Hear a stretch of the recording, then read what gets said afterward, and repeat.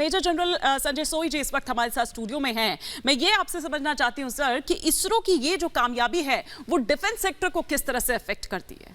नहीं, देखिए हिमानी जी, सबसे पहले तो मैं सभी साइंटिस्ट जो मौजूद हैं और इसरो को बहुत बहुत बधाई देता हूं। आपके चैनल की तरफ से पूरे देश को बधाई है इस सफलता के लिए। और सबसे बड़ी बात, एक छोटी सी बात इससे पहले मैं शुरू करूं कि एक सोच में बदलाव, सोच जो दिखाता है कि अगर वहाँ पिछली बार पूरी तरह से सफल नहीं हुए तो उससे लेसन लिए हमने, उन लेसन्स को इम्प्लीमेंट करके आज हम सफलता की तरफ बढ़ रहे हैं। एक पूरे भरोसा है, ट्रस्ट फैक्टर है कि हम लोग सफल होंगे। दूसरी बात जो है, देखिए जो टेक्नोलॉजी है, अब इतनी रोबस्ट टेक्नोलॉजी जब होती है, ये रॉकेट लॉन्च के लिए अगर इतने पावरफुल रॉकेट लॉन्च हो रहे हैं, कम्युनिकेशन आप वहाँ से कर पा रहे हैं, लाखों किलोमीटर दूर से कम्युनिकेशन हो रहा है, एक रोबोटिक्स के द्वारा वहाँ पे हर एक पार्ट अलग अलग काम कर रहा है।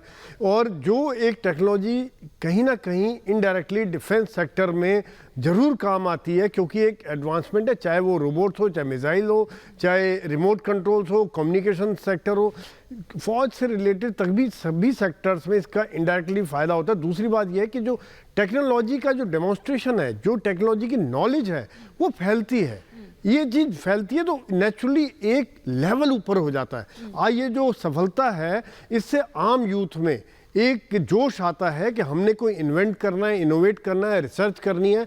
नहीं तो एक सोच बदली होती, क्योंकि अगर भारत आज भी यंग देश है, 50% पॉपुलेशन, 50% पॉपुलेशन 25 से कम है, तो उन्हें ऐसे जो मार्गदर्शक की जरूरत है जो देश को भविष्य में ले जाएं। और ये वाकई में कहीं ना कहीं जब टेक्नोलॉजी का इस्तेमाल लेटरल बहुत ज़्यादा होता है, इस प्रकार की टेक्नोलॉजी डिफेंस में भी काम आएगी। हिमानी, यही मैं इस पर भी आऊंगी, लेकिन जरा एक क्विक रिएक्शन में यहाँ पर रवि गुप्ता जी भी हमारे साथ है। रवि गुप्ता जी, जैसे कि यहाँ पर अभी मेजर जनरल कह रहे थे कि एक स्टेप और आगे बढ़ाता है, उसको मजबूती देता है, चाहे हम सैटेलाइट्स की बात कर ले, हम रडार्स की बात कर ले, स्पेस रिसर्च की बात कर ले, ये किस तरीके से मजबूती देता है डिफेंस सेक्टर को? मैं थोड़ा सा समझना चाहूंगी आपसे।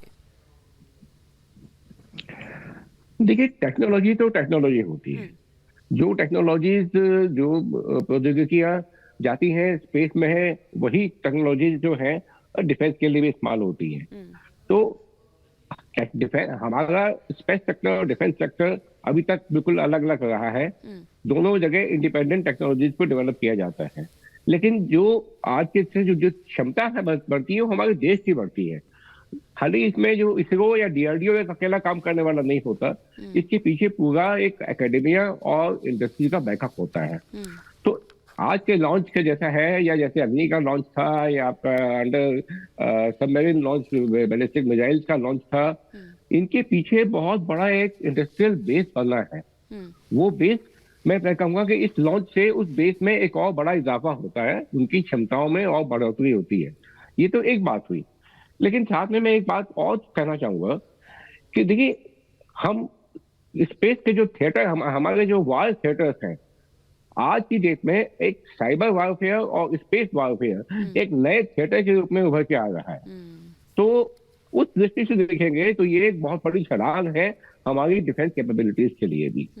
फिर आप चंद्रमा पे हम क्यों जाना चाहते हैं? चंद्रमा में खाली एक तो प्राइमरी ऑब्जेक्टिव जो दो है, knowledge generation and technology demonstration, वो हम अचीव करेंगे ही करेंगे। लेकिन साथ में एक बात ये नहीं भूलनी चाहिए, अमेरिका जब डिस्कवर हुआ था तो जो लोग वहां पहले पहुंच गए, वहां उनका कब्जा हो गया।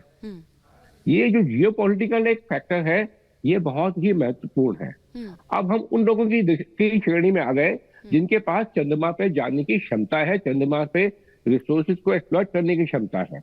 तो अब हम जब टेबल पे बैठेंगे तो हम उन देशों की श्रेणी में होंगे जो क्षमतावान है।